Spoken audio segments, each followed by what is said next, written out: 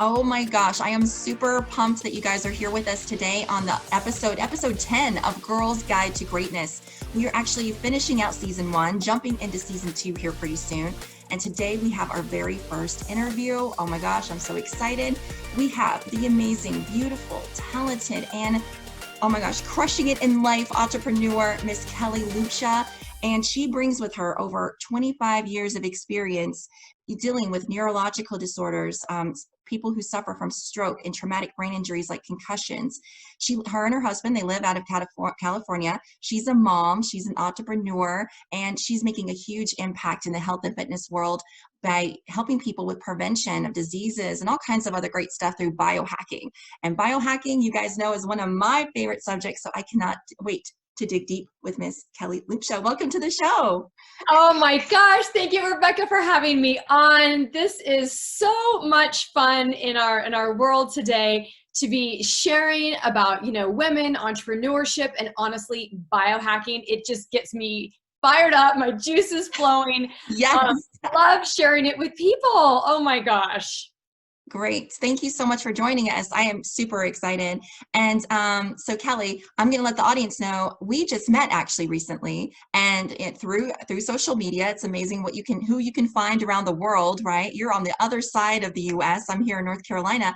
And so I was very excited about hearing your story. So share with the audience what you were sharing with me the other day, with your passion about how you and your company is rising up and just reaching out to the world and trying to help them optimize their health and find happiness in their lives. Oh my gosh. Yeah, it is a blessing. And I've definitely learned that we are all here for a big, big purpose. And I thought early on in my journey as a physical therapist, I was helping people, and that was my journey. And it was truly a privilege and a pleasure to be able to help the patients and families from really traumatic events in their life. But what I realized as a physical therapist is, three real key things is one, I was only helping one person at a time. And there are millions of people out there in the world that really need help. And that two, I could help them from a physical rehabilitation standpoint, but I really was looking for something for their body to optimize their health, more at a cellular level, more taken care of so that they could even get more out of physical therapy. And three, I realized for all of us that being in a brick and mortar environment is something that many of us thought was just our destiny. But truly, now where we are with technology, I mean, gosh, looking back 20, 30 years ago, these opportunities for us, we could never have dreamt about. You and I being here on this podcast, right? We never dreamt about. It's awesome. And so having these opportunities, I really want people to go after their passion. And I love, Rebecca, you with bringing this Girls to Greatness is we all have so much passion, but it's kind of hidden. And Yes. It's like, we've had this career and oh my gosh, can we come outside of this career and change ourselves? Or maybe we decided to step away from our career and raise a family, but as the family's growing up, then it's like, how do I get back into this passion? Where do I find this passion? Right. So let me share a little bit about my biohacking journey for all of you out there and to understand kind of the basics of what it is and that you're in control of your life, specifically your health and your biology of your health, your cellular level, more than we ever thought. Love it. I mean, dive in. Like Rebecca, I'm sure when you were, younger, you may have thought, and who out there in the audience thought that whatever your parents, your grandparents had, as far as their medical history, that might be your fate. Right. I know for myself, I come from a family of a long history of cancer, heart disease, high blood pressure. And I just thought, well, if I exercised well and I ate well, that would I would hopefully decrease my risk. And that's all I knew growing up. Yeah. But this past 5 or 10 years, the ability for us to take control of our biology has skyrocketed. And so that's what really biohacking is all about, that you can take control of your own biology to optimize yourself. And we'll talk about kind of 6 basic things. But before the word kind of biohack, like bio meaning life in general, Yes. right? Life and life in us at a cellular level, and hack, breaking into that system. Because we're all just so busy in the world that we're not even realizing that we are under constant attack, constant bombardment, our systems.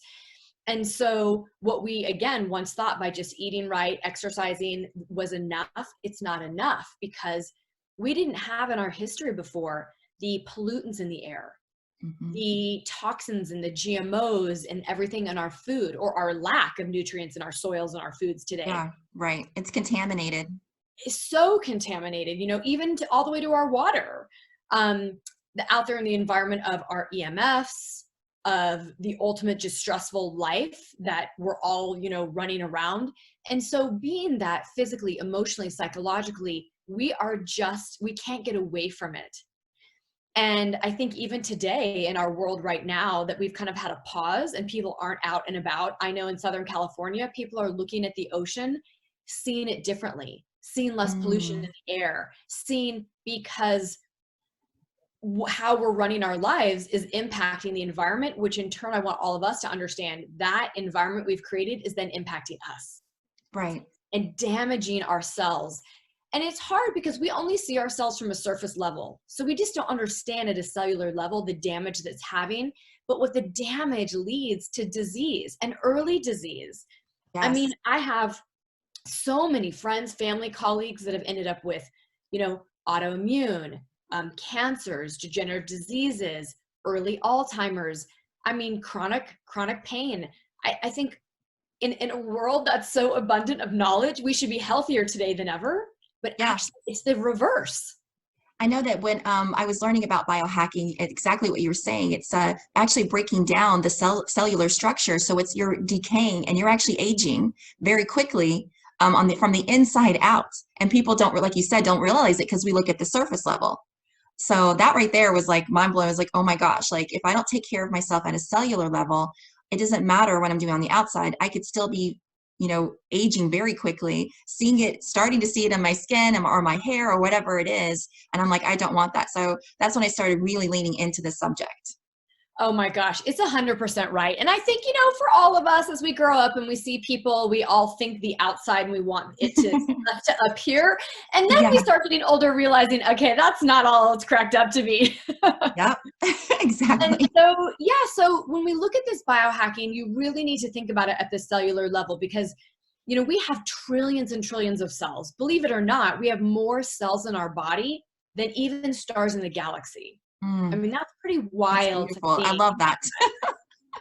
And so, you know, many of you may out there already, if you're paying attention to health and wellness, if you've heard this term of biohacking, Dave Asprey has coined it actually in 2018. Yes, my hero. Yes. And we, my husband and I and our company were fortunate to be at the biohacking conference last year. This year it got canceled with everything going on. But people are really looking to optimize their health. And you can optimize their health as we biohack through a variety of ways. And there's some people out there that just want the basics. And there's some people out there that are doing extreme hacks. I think I'm in the middle right now, but I would love to be kind of on this extreme side, to be honest with you. But I'm a risk taker and I love trying new things. But, you know, I follow Dave pretty closely. So I'm like, if he can survive this, I can too kind of thing. You know, I'll let him be the guinea pig first and then I'll kind of follow his trail. Yes. And, you know, I think some people out there kind of dismiss it all because they hear him saying he wants to live to 180. Yeah. So they kind of just dismiss the whole thing about biohacking, like, well, I don't want to live to 180. Right. Okay, you guys. So let's be real, right? That person probably has been born today, okay? And maybe that's going to be Dave. But I think what we would all agree is when we think of aging, we think before we pass of somebody that's debilitated. We think in our minds, we create this vision of somebody in a hospital bed or somebody in a wheelchair. So we have this vision of old age and getting sick and not able to function. So imagine if that didn't have to happen. Imagine you could live your life like you're living it today, literally until the day you die. Now, isn't that life? That's amazing. And that's what I'm looking forward to. And you're exactly right. If we start now paying attention to that, and just like Dave teaches, we'll be able to move just as well as we move now. We'll have the mobility, the functionality, and we're not going to be this decrepit old, decaying person. Yes. And it's interesting because society in general, especially here in Western society, has kind of just labeled that that's what old age is and to expect it. Mm. And I want to empower people that it's what you're doing today that's going to stack up in all these small habits of these things of biohacking. And we'll talk about kind of some 6 simple steps here. But I love the book. It's called Atomic Habits by James Clear. And by taking small little steps and then putting them in a row, you automatically do one habit to the next habit to the next habit. So you stack your habits. Right. And then it just becomes automatic. It's part of your day. It's part of your routine. So some brief stacking habits for me is, you know, the moment I'm getting up out of bed, it's downing a big glass of water, opening up my blinds and getting that sunlight in immediately. They talk about needing that sunlight. And then I go right into my ritual, and my husband and I do it together. It's kind of fun. We do our gratitude, we read our daily, you know, kind of the daily devotions in the book. And then we go right into our meditation practice. And so if you stack all of that, then you don't skip it all. You're getting your water, you're getting your light, you're getting your gratitude, you're getting your meditation. Before you know it, you've got all that in 30 minutes and you've just set up your day for success. That's a beautiful thing. Absolutely. I love the whole art of stacking. I've incorporated in almost everything I do now, not just on the health and fitness side. I do it in my training, when in my business and everything. I think that the art of stacking is great because you can do many things at once. So just like you said, and then it's not like you're wasting a lot of time because people are like all about their time. Oh, it's going to take too much time. But when you start stacking, you know, those kinds of things, then you can breathe and take in sunshine and listen to good music or whatever you want all at the same time. It's a beautiful thing. It is. It absolutely is. So, you know, let me go through. There's so much, like I said, you can do some basics in biohacking. You can go extreme in biohacking. But I'm going to give the listeners out there kind of some 6 basic steps that they can get started on today. Yes, let's do it. Yeah, absolutely learning. So, you know, the very first one is sleep. And sleep for years has been a misnomer out there. I think that we all just need, as long as you get your 7-8 hours of sleep, you're good to go. And some people actually are like, I don't need that. Like, give me 4 or 5 hours. I can crank it out. Right. Yes. But through all of the research, and one of the gentlemen that I study a lot, and I have his book, his name's Dr. Michael Breus. He's known as the sleep doctor. He's been on, you know, like Oz and Oprah and, you know, all over the place. Yes. But he shares that there are 4 different chronological types to sleep. So you can take a test for him and kind of find out who you are, because some people are a little bit more night owls. Some people aren't. Some people can live a little bit shorter sleep. Some people can't. Right. So you can take his test. Again, if you just search the sleep doctor, you'll find him. But what in it is critical in sleep is you have the regular routine of similar bedtime, similar wake up time every day. And I used to be very inconsistent on that. And it is hard with kids and a busy life and things like that, but you've just got to set yourself, have alarms that, okay, it's this time. That means I need 30 minutes to start winding down so I can start getting to bed. But having that regular bedtime and then getting up at the same time. I know some people are like, you mean 5 days a week or 7 days a week? Yes. I mean 7 days a week. Every day. Yes.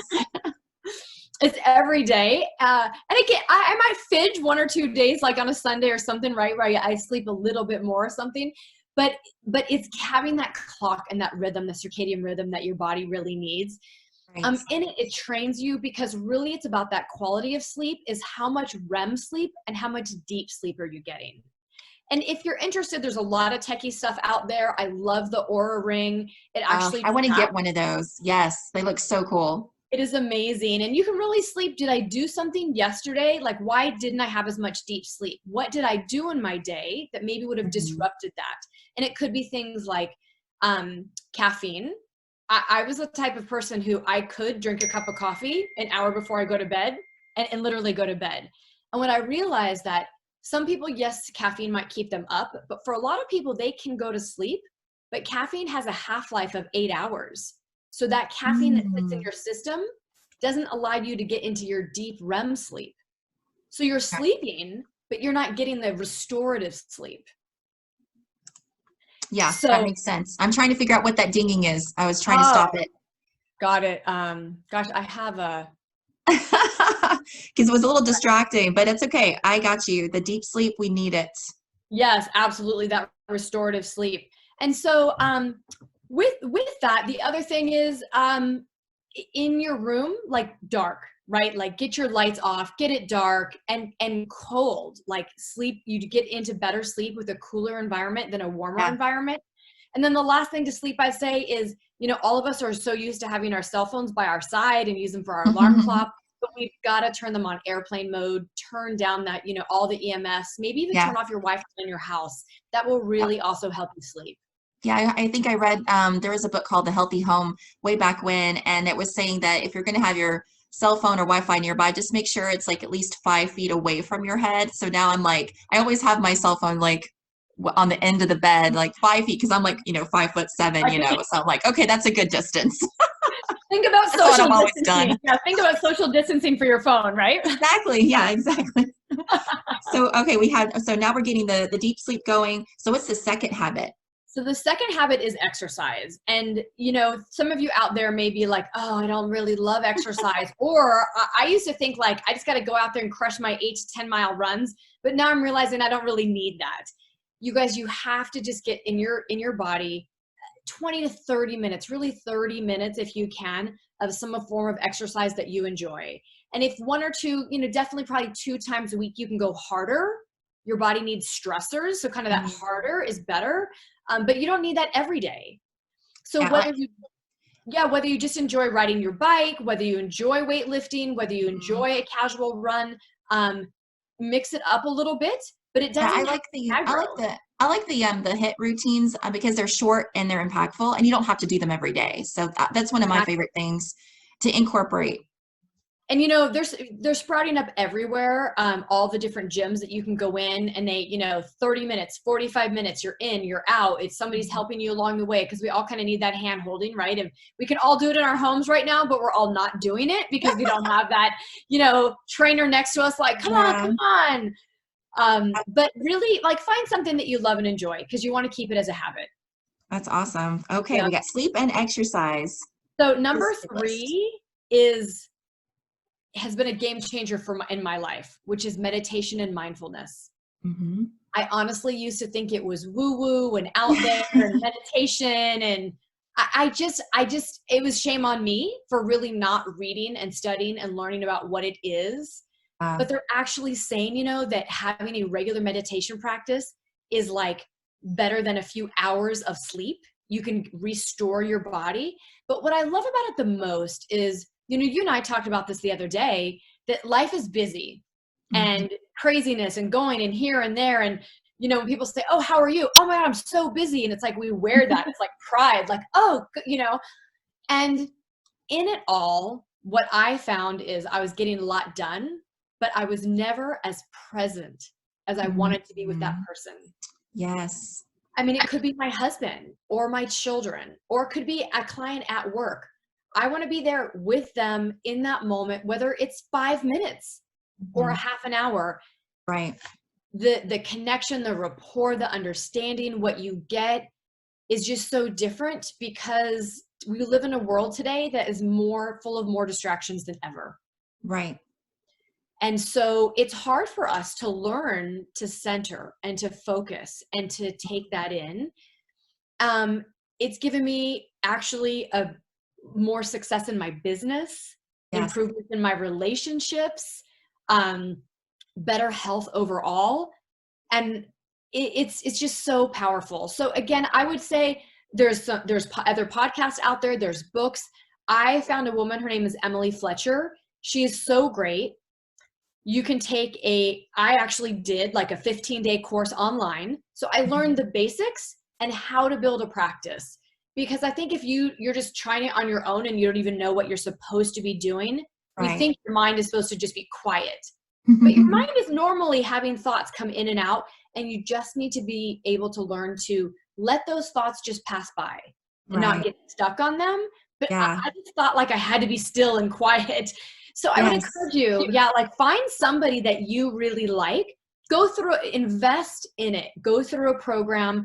And then after that, you'll have learned the basics. And then maybe like there's so many apps today that you can use. Headspace, there's so many. But honestly, build in a practice. And that could even be starting as simple as like with a gratitude journal.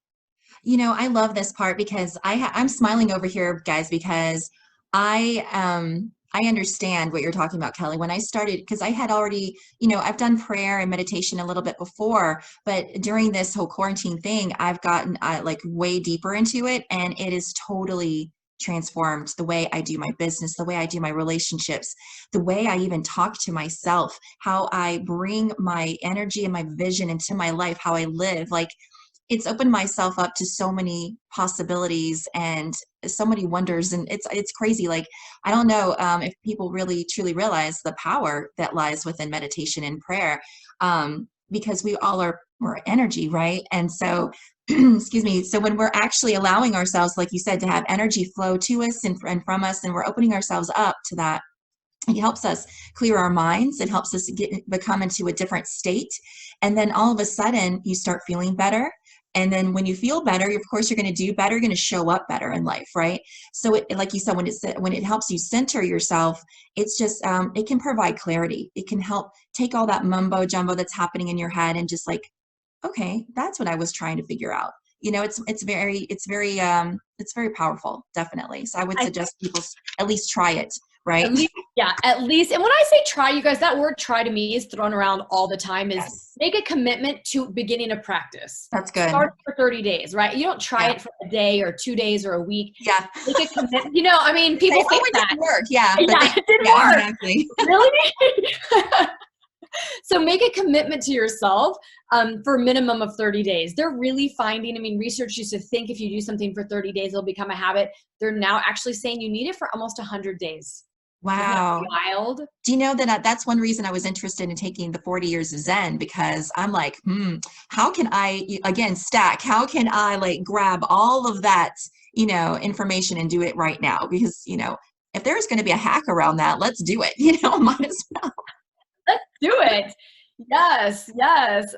Gosh, heck yeah, that's completely the case. And then we're on number 4. I'm so excited. We're going through this list. We're going to be so like full of superpowers when we're done with this.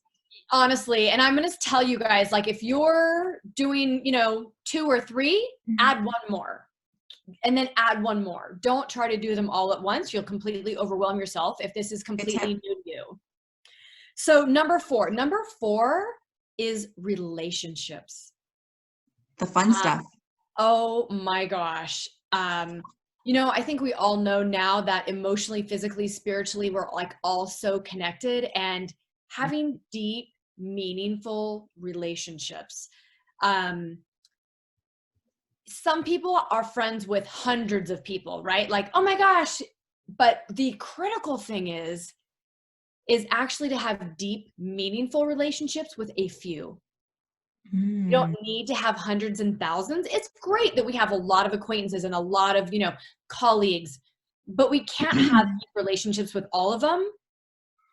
But what happens to people is they end up not having deep relationships with any of them. Right. So being able to, you know, it's almost like what you said before, the surface level. We do the surface level of relationships and then not dig deeper with that. Again, meditation can help in that part as well. If you're open up to yourself and you allow yourself to forgive yourself and you allow yourself to face your own demons, your own fears and doubts, then you're going to be able to, like you said just now, be vulnerable with someone else and be able and allow them to open up and be vulnerable.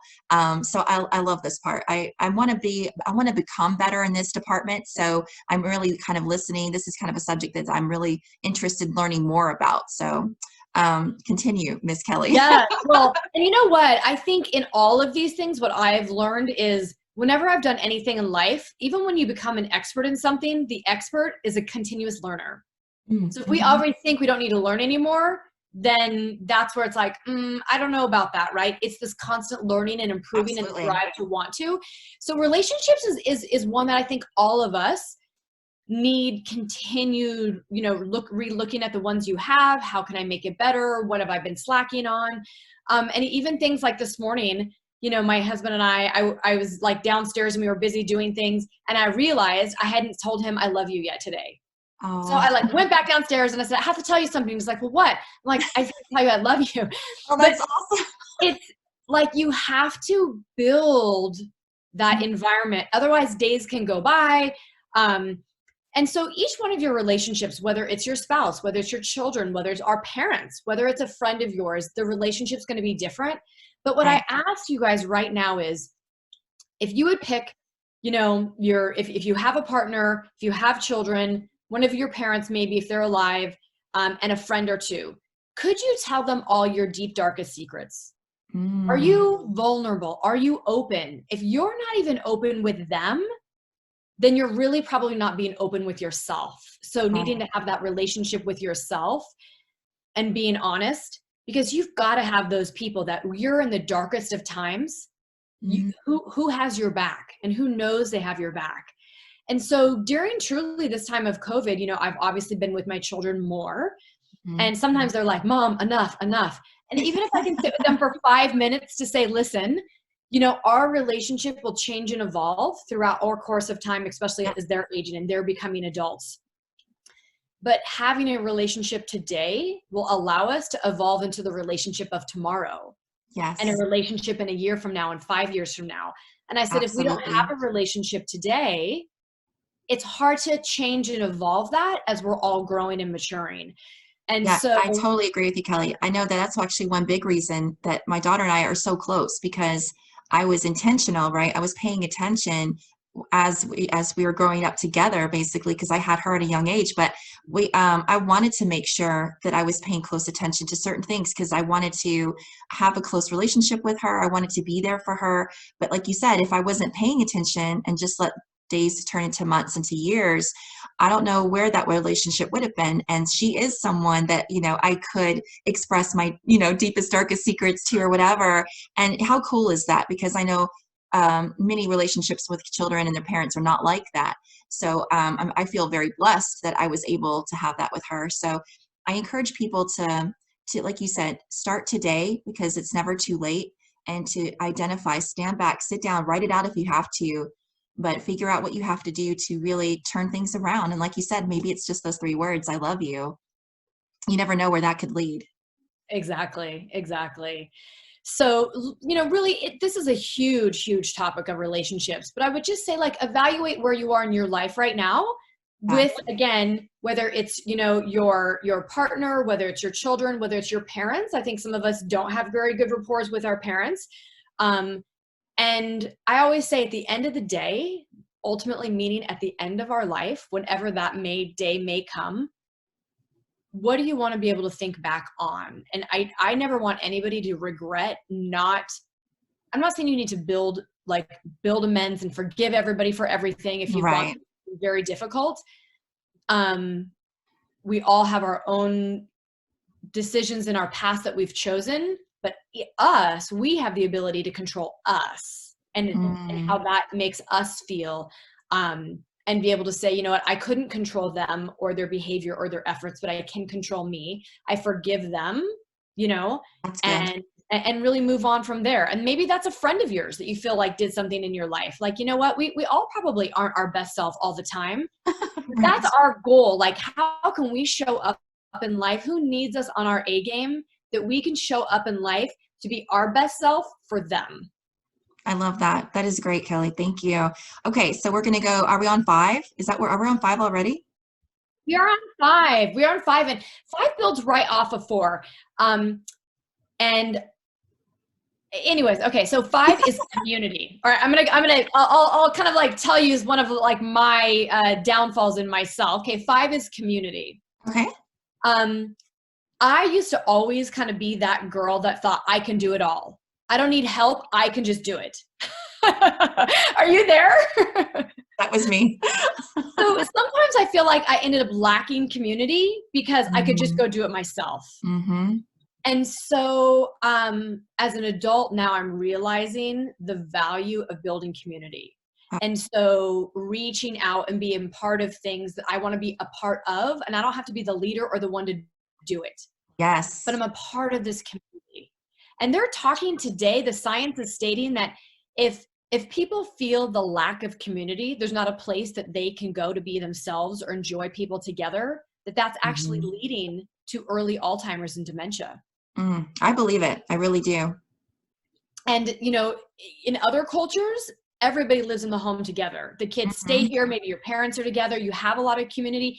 You go out in neighborhoods and socialize. And the way our Western culture is we're a little more spread out. We all have our own houses. We don't commune as much together.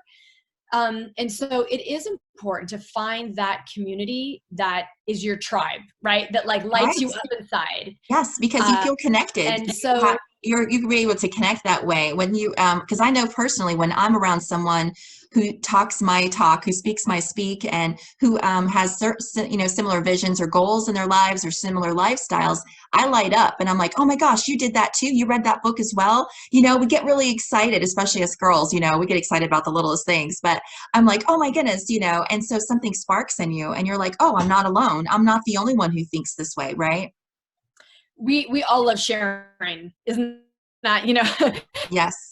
And so in those communities, sharing all about our best selves and again, what we all like in common together. I think that's what immediately you and I hit it off because we're both like, oh my God, no way, you like that. I like that. That's true. You're exactly right. Community is key. Yeah, community truly is key. And whether it just be as simple as a book club, whether it be a, you know, philanthropic organization, whether it be, you know, your community at your church, it could be anything, but finding a community is very, very important.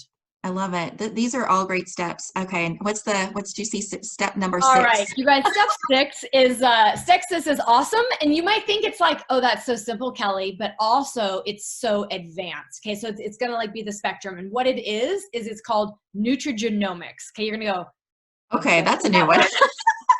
Nutrigenomics, okay? And it's about food, okay? It's about nutrition. Oh, you get okay. that, food nutrition, right? But in general, the definition that I would say for nutrigenomics is using food and nutrition, specifically plant-based products, to optimize gene expression. Ooh, wow, that's fancy. That's a mouthful. You're trying to optimize your gene expression, your genetic expression. So Rebecca, we talked about this a little bit, that again, we thought all of our genes were hardwired, that whatever was in our fate that we might get for illnesses or diseases in our family, we would get to, or we'd be prone to them. But we've now learned that 96% of your genes can be changed how they're expressed. Meaning, do you want that gene flipped up? Is it a good gene? You want it on in your body? Or is it a bad gene? You want to turn it off in your body? Right. We have control of that. And your environment, of course, and all these factors I just talked about have a play in them. Right. But a big thing of where science and research is going is we never knew before that you could flip, literally there's pathways in our body that you could turn these pathways on or off. So I'm only going to talk about one pathway of nutrigenomics today. And before I do, that you can use food as nutrigenomics, meaning you can eat broccoli and cauliflower and kale and your blueberries, right? Those are really healthy foods that can activate your body. But what I need you guys to understand is, and this is what I did not know, you know, as a physical therapist in my background, we didn't have any, you know, much nutrition education. So I've learned all of this. Our bodies are full of damage, toxins, free radicals, inflammation, not a little bit, but a lot. And so when we're using food for that, it is beneficial, but it just barely scrapes the surface on really helping us at a cellular level. So kind of an easy analogy, imagine like your house is on fire and you just happen to have a little tiny cup of water in your hand and you threw that cup of water on the house fire. Would it even do anything? Yeah, no, not really. Yeah, you better just like run out of your house and drink it. Yeah, exactly. But now imagine you actually have a fire hose in every room of the house, blazing down that fire. Now you're going to start to put out that fire, right? Well, that's what's happening in our bodies. Our bodies are like house fires. Our cells are being bombarded and attacked. So eating good, eating these foods is the right thing to do. Of course, I've never tell somebody to stop, like super important for many reasons, but our body needs more. Yes. So that's where you can activate these pathways. We call it like flipping the switch. So just one pathway I'm going to talk about. And the reason that this is so special is because you can, whether it's Dr. David Perlmutter or Dr. Mark Hyman, I mean, the top people in the functional medicine, anti-aging world are all talking about what's called Nrf2 activation. So it's the letters, everybody, NRF, and then the number 2, activation. And you can go do research on it. And they're talking about when you activate this pathway in the body, that this may be one of the biggest breakthroughs in the history of preventative medicine. Washington State University did a literature review on this, saying that this is so big. So what I love as a biohacker, that I can do it for health and prevention. Yes. But I can also help people do it to help start improving at a cellular level, because our bodies, I really believe our bodies are the miracle. There's not some miracle thing or object or pill or whatever. But if the body's given the right nutrients and the right combination of all these things we're doing, if you're not giving it the right sleep, if you're not doing some exercise, if you're not giving yourself a little bit of, what do you call it? Mindfulness, meditation, whatever you want to do for you, then your body's kind of out of whack. And flipping the switch is one of those things that is the most powerful things, because this Nrf2 activation, Nrf2 activation, it upregulates over 500 genes in the body. And just 3 genes, if I can talk about, because everyone's really sharing about, is your anti-inflammatory genes. I mean, number 1, everyone's talking about inflammation is the big baddie, right? Root cause of disease, inflammation. So if you can turn on your own body's natural ability to help fight that off, amazing. The second one is your own body's ability to produce antioxidants. So instead of taking a direct antioxidant, your body makes them. Our bodies are way more efficient by upregulating things like, catalase, SOD, and glutathione specifically. That's like the master antioxidant. Right. And, and the third gene that people are really talking about is the body's ability to detox, the body's ability also to activate your own anti-fibrotic gene. Because fibrosis, whether it's in the heart, whether that's in the lungs, whether that's you've had a musculoskeletal injury and now you have scar tissue laying down, and so then you're going to end up with long-term issues because of scar tissue. If you can turn on your own body's anti-fibrotic genes to decrease that scarring, your body's going to work more optimally. So this is truly all about getting the body in balance. Because as a medical practitioner, I mean, what I see is we have this game of balance that we're playing. And if most people don't listen to their body and they're not in tune and paying attention, eventually you start feeling symptoms of this. And that's when Kellie, you go to the doctor. I actually had mentioned this before, because I love seeing the actual relationship between, if you're driving in your car, it's like a metaphor. If you're driving your car and the light comes on, we are trained to know that there's something wrong, and we say, oh God, the engine light's on, I've got to go take care of this. We instantly know what to do when we see that signal. But when our body gives their signals, sometimes we're like, oh, we'll wait about that. We only look at that.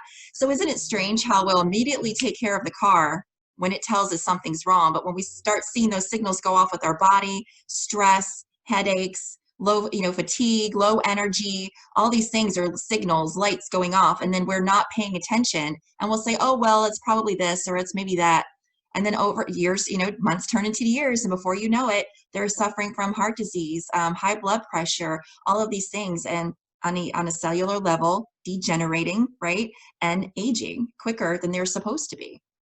Oh, so I love this. I could talk about this all day, but yeah, I mean, and the average person really does ignore most stuff.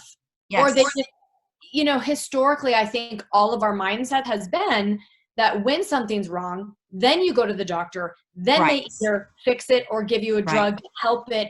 And that's just kind of been our mindset. We weren't conditioned to think about prevention. No, we really weren't. And again, because you can't see it, I mean, people don't realize you start aging in your 20s and 30s. It's not like later in your 50s and 60s. Yeah. It's early. Yes. And so really learning to take care of your own body in that balance and not letting it get out of balance where now you're needing medical help. Now it's this process. Now, Kellie, I know that you said that you actually now are huge into prevention and biohacking, and you have you actually teach people how to optimize their happiness, their health, in their lives. And I wanted to finish out with this interview with you, possibly telling the audience how exactly, what have you incorporated other than the 6 habits here? Because I know you were telling me a little bit of something earlier this week of how you've discovered this amazing thing that you teach people about. Can you share with the audience what that is?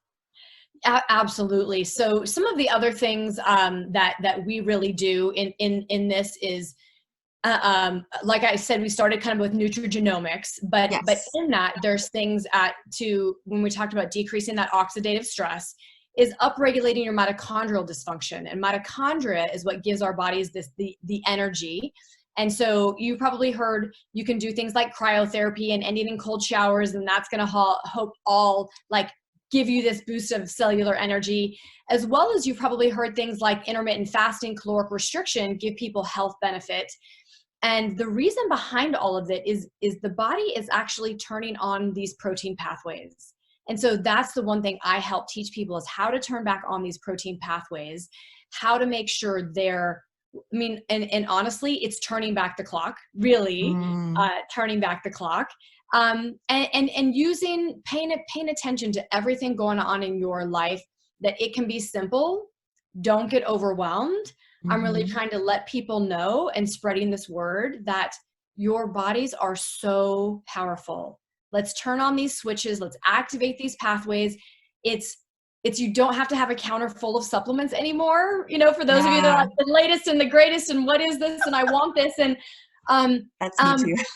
but more than anything is take responsibility, right? I think we all want the fix. And so we're always looking for the fix. Right. An activity, a piece of equipment, a conference, a book.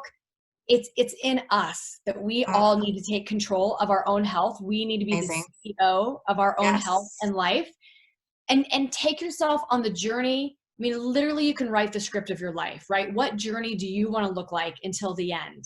Yes. And it's never, ever too late, Rebecca. And I just want to empower people. If they're like, I don't even know what to start, what to do, they can certainly, reach back out.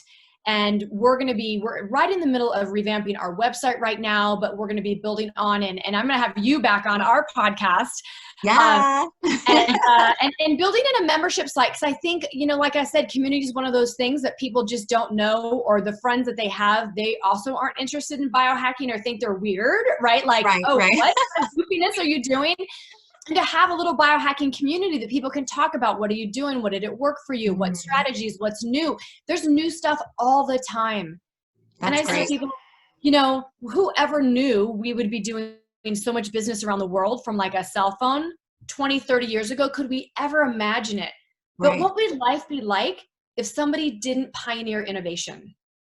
And so if you think you're doing great with your life today, don't you want to pioneer what's coming, what's next, what's new? Yes, absolutely. So that's what I would encourage all of you guys is never stop learning. You want the best, to live your life the best, have the best life, bring your A game to everything. So it's just so exciting. So I just appreciate you having me on. And again, if we can spread more information around the world to people, you never know.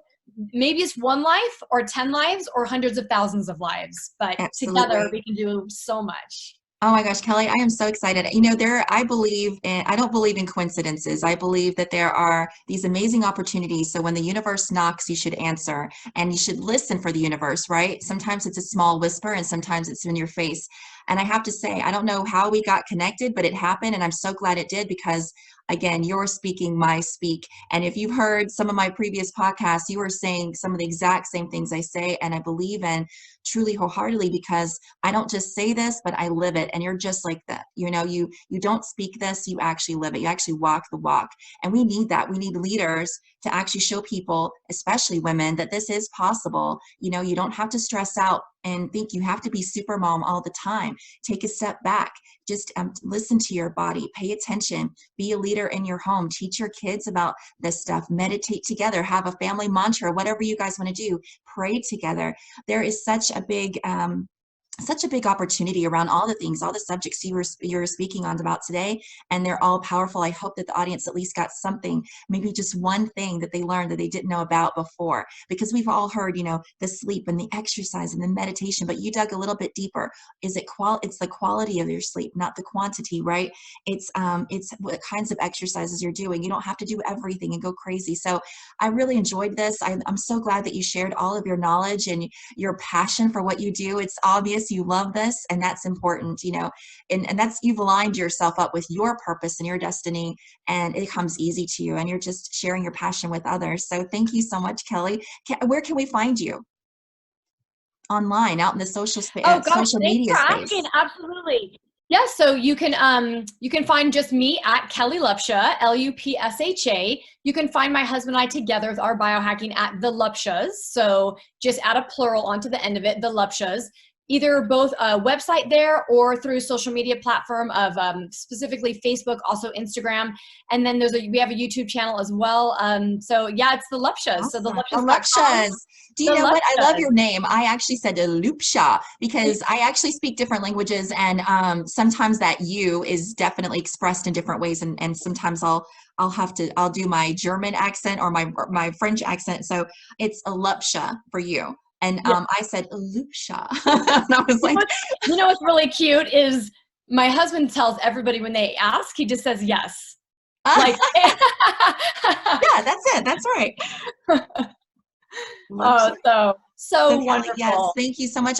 For everyone who's listening, who's watching, we're going to actually have everything we talked about in the notes underneath the podcast, so you'll know exactly what we talked about, where to find more information. Thank you, thank you, thank you, Kellie, for being the very first interview on Girls Guide to Greatness. I am super excited about where this is going, not just for me, but for you as well. So we're going to keep in touch, and I can't wait to see what happens. Thank you so much, everybody. Have Absolutely. an Go crush your amazing life, you day. guys. Yes. Okay. Have a good one.